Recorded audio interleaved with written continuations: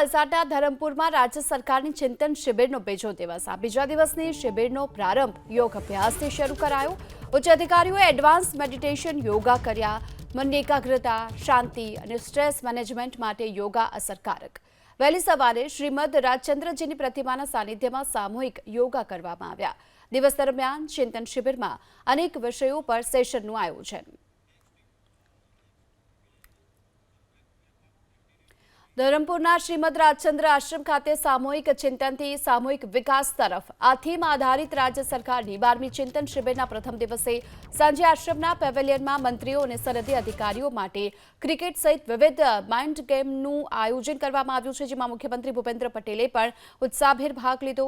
મુખ્યમંત્રીએ બોલિંગ અને બેટિંગ કરી સાથી સભ્યો અને સરહદી અધિકારીઓનો ઉત્સાહ વધાર્યો। શ્રીમદ રાજચંદ્ર આશ્રમના પેવેલિયન ખાતે ટર્ફમાં મંત્રીમંડળ અને સરહદી અધિકારીઓનો કુલ 4 ટીમ નર્મદા 11, તાપી 11, સાબરમતી 11 અને માહી 11 વચ્ચે ક્રિકેટ ટુર્નામેન્ટ રમાઈ।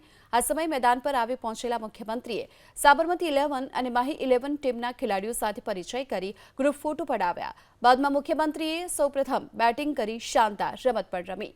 આ સમયે સાથી મંત્રી ઈશ્વરભાઈ પટેલે બોલિંગ કરી, ઋષિકેશ પટેલે ફિલ્ડિંગ કરી હતી। બેટિંગ બાદ મુખ્યમંત્રીએ બોલિંગ કરી ઉત્સાહવર્ધક દેખાવ કર્યો। આ સાથોસાથ સંધિ અધિકારીઓ માટે લીડરશીપ, ટીમ વર્ક અને સતર્કતા માટે પેવેલિયન પર મેનેજમેન્ટ ગેમ્સનું આયોજન કરવામાં આવ્યું હતું, જેમાં રનિંગ, ટિકટોક ટો, આ સાથે ફ્લોર મેઝ, પઝલ સોલ્વિંગ અને અવેરનેસ ગેમ્સ તમામ સનદી અધિકારીઓએ આનંદ માણી અને સ્ફૂર્તિ અને ઉર્જાનો પણ અનુભવ કર્યો હતો।